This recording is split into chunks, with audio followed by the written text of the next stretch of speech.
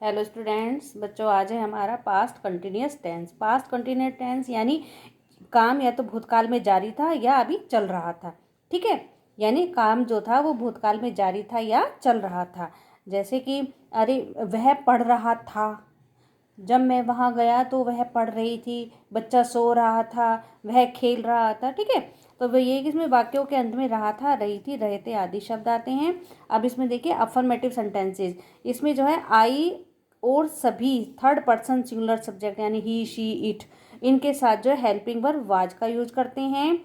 We you they और plural subject के साथ हेल्पिंग वर्ब वर का यूज करते हैं। ठीक है, मेन वर्ब यानी वर्ब की फर्स्ट फॉर्म के साथ आईएनजी का यूज करते हैं। अब इसका वर्ड ऑर्डर है, पहले सब्जेक्ट आएगा, उसके बाद वाजवर आएगा, प्लस सब्जेक्ट वर्ब की first form, plus ING, plus object और प्लस अदर वर्ड्स। एग्जाम्पल देखिए, कविता गाना गा रही थी, तो कविता वॉज, कविता सब्जेक्ट हो गया, फिर उसके बाद हमारी हेल्पिंग वर्ब आ गई वॉज या वर्ब। कविता क्योंकि सिंगुलर है तो इसके साथ हमने वॉज लगाया।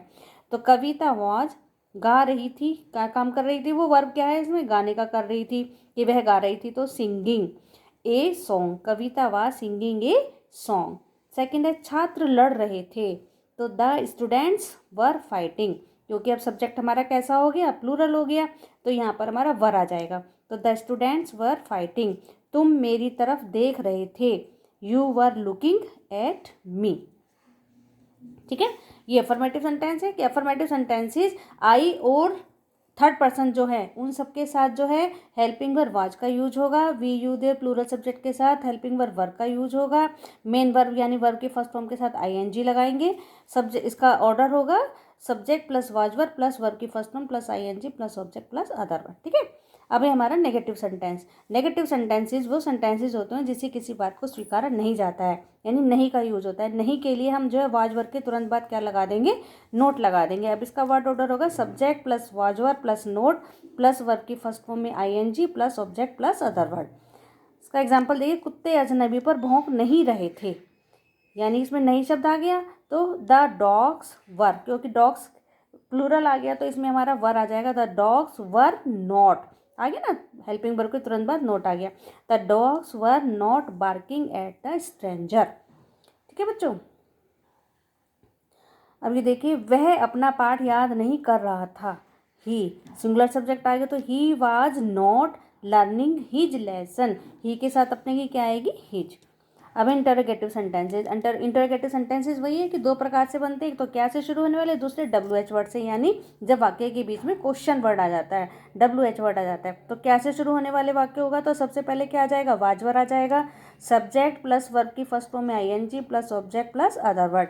क्या मैं दौड़ रहा था, तो वॉज आई रनिंग, आई के साथ पता है आपको हेल्पिंग वर्ब वॉज लगती है, तो वॉज आई रनिंग।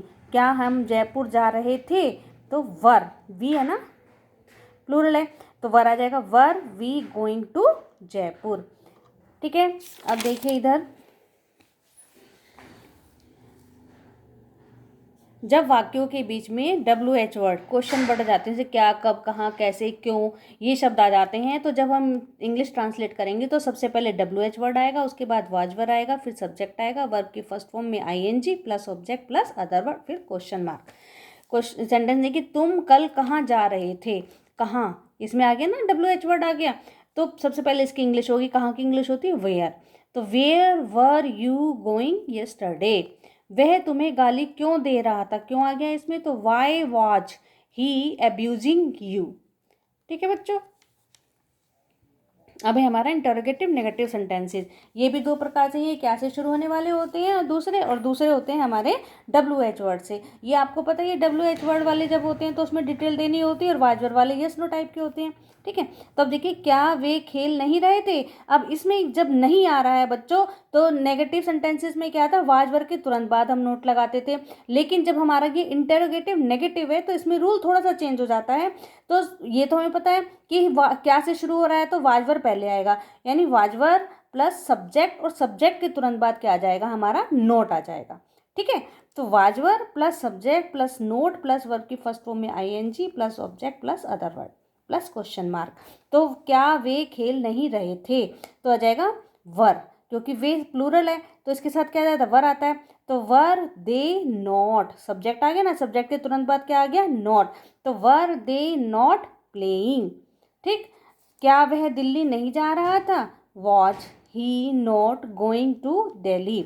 अब ये इसी का ही कि जब क्वेश्चन वर्ड आता है वाक्य के बीच में तो क्या होगा, हमारा जो वर्ड ऑर्डर होगा, सबसे पहले WH वर्ड आएगा, उसके बाद वॉज वर्ड आएगा, फिर सब्जेक्ट आएगा, फिर नोट आएगा, फिर वर्ब की फर्स्ट फॉर्म में ING plus object plus other word. तुम क्यों नहीं दौड़ रहे थे? तो पहले क्यों क्वेश्चन वर्ड आ रहा है तो वाई, फिर इसके बाद हमें पता है कि हमारी जो है हेल्पिंग वर्ब आएगी वाई वर, फिर क्या आएगा, सब्जेक्ट आएगा यू, फिर नॉट, फिर हमारी वर्ब आएगी। ठीक, तो why were you not running. ठीक है बच्चों, तो इसको भी इस रूल को जो है आप अपनी कॉपी में लिखेंगे, फिर मैं इसकी एक्सरसाइज आपके पास सेंड करूँगी। ओके, थैंक यू बेटा।